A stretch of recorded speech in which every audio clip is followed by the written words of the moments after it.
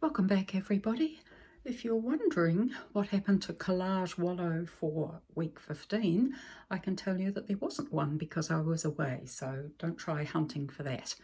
When I went away, I took with me some A4 paper and scissors and tweezers and one free magazine, which was this one here. AA Directions, that's not Alcoholics Anonymous, that's Automobile Association.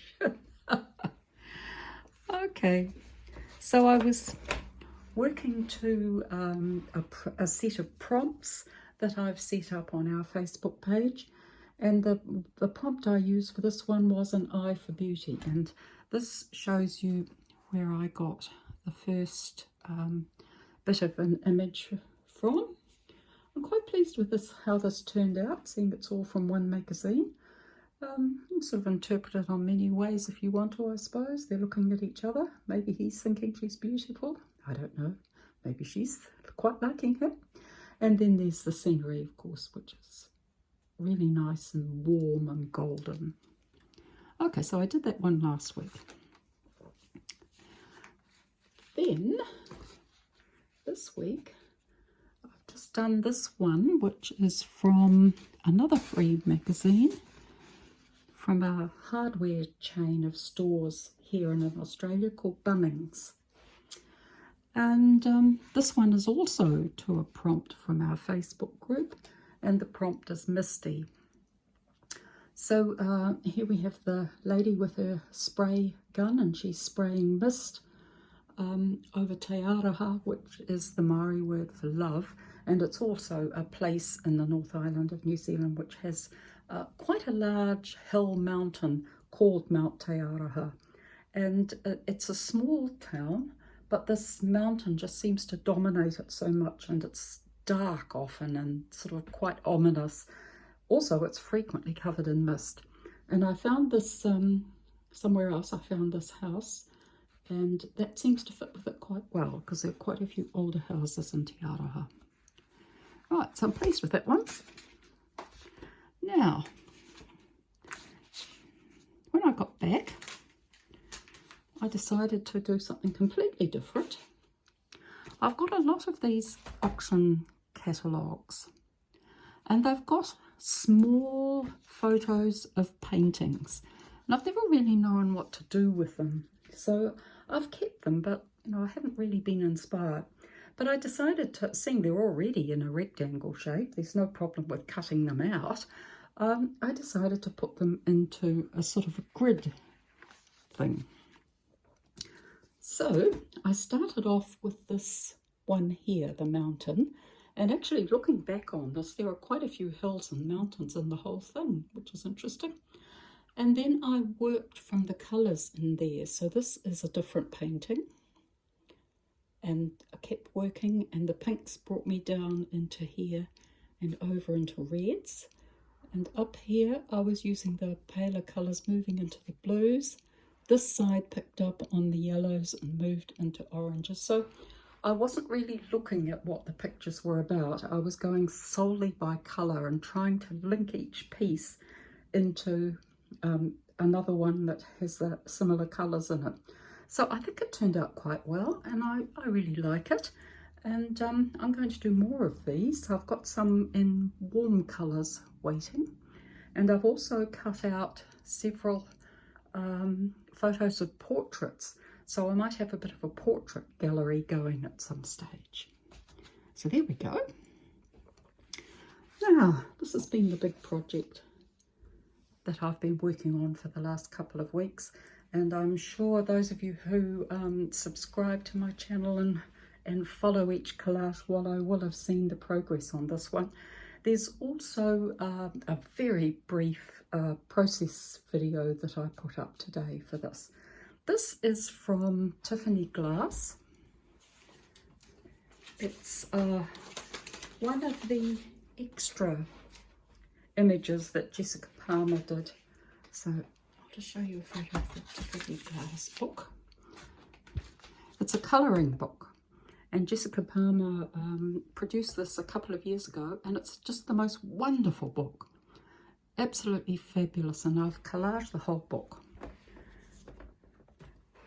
But recently Jessica very kindly released this image and also a triptych window which has a peacock in the middle of it, but that one is really a bit too finely drawn to be able to collage. It would be an absolute nightmare. Okay, so what happened here, I tackled this with the teal coloured papers first, and they are all photos of water. So it shows you how fabulous water photos are for stained glass work. You just get that feeling of the light coming through. Then I moved on to the flowers, and there were various papers used in that. I tried to keep it lighter at the top and had lighter coloured flowers there, moving to darker ones down here. And something I did for the first time in working with these red papers was to cut a hole in a piece of paper about the size of these flowers over here, and just to run it over the red paper, and you can see straight away there the bits that might be more useful. I didn't actually use this paper, but this gives you the idea. I found that really helpful this time. Often you can look at a paper like that and you're not exactly sure which bit to use, but just doing that helped a lot. Okay, so once I've got the flowers in, I did the stems, and they are just done in a couple of shades of green pens, simply because it's just too fiddly to collage that. And I use pens for the centre of the flowers too. Then it was time to move into the harder stuff, into the dress. Oh boy, I did a bit of research on late Victorian dresses, and these sort of dusky, pinky, browny, pinky, cream sort of colours seem to be used. So first of all, I simplified the actual drawing, which had quite a bit of fiddly stuff in it. And I wanted to make Clara Driscoll appear to be part of the window, but actually I got a bit carried away with the papers I used, because I was using fabrics for all of them. So we've got some pleated fabric here that was very useful. In the original drawing, it was sort of pleated bits around her neck. And then this really lovely pattern here I used in those two places. This doesn't quite line up the centre thing, but the idea is there. Up here there was quite a useful sort of lace, but I quite like that. And then this was another dress as well, moving through the different shades, the darker bits around here. And then I moved on to her hair, and I found a photo of a guy actually with a great mop of curly hair, so I used that for her hair. Then we moved into the hat, and I modified the drawing a bit here. I used sort of lacy type of looks behind, and I had this really lovely flower, so I put that on the hat. I hope Jessica doesn't mind.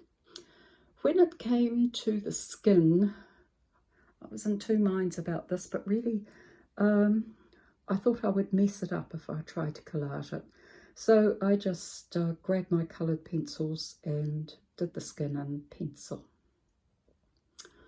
Okay, I don't think there's anything else that I have to say about that. So that was wonderful to go back to doing stained glass collage again. I really loved it. Now, I've cut a lot of these paint swatches out of decorating magazines. I'm sure they're useful for something, but if any of you have any ideas about how I could use them, I'd be really interested too if you could make a note in comments for me. Yes. Now next week, I'm actually going to tackle this. I've been talking about this for quite a long time, so it's time I did something about it. I'm going to put leaves, like the background here, around where these green tiles are. And my idea is to turn these plates into big flower heads. That's going to be pretty fiddly, and I haven't got into my flower papers box yet to see what I've got. But we'll just see how it goes. It could be interesting. I've got quite a few sheets of these green leaves, so that should see me through that. Now, I just mentioned that in the description of the video, there are often some useful links there, so do check that out. I'll put a link in today to the Facebook group I mentioned earlier called Cut and Collage and Glue Books. It's a very small group. We're currently just 16 and I have no desire for it to get above 20, I don't think. But it's an active group and I don't want you to ask to join the group unless you're prepared to actually contribute to the group. Okay? Each month I'm running monthly prompts because some of the other groups seem to have stopped doing it temporarily. So you'll find the April prompts there and there'll be some each month after that. Okay everyone, have a good weekend and do lots of collaging, and I'll catch you next week with another magazine harvest and another collage wallow, I hope. Bye bye.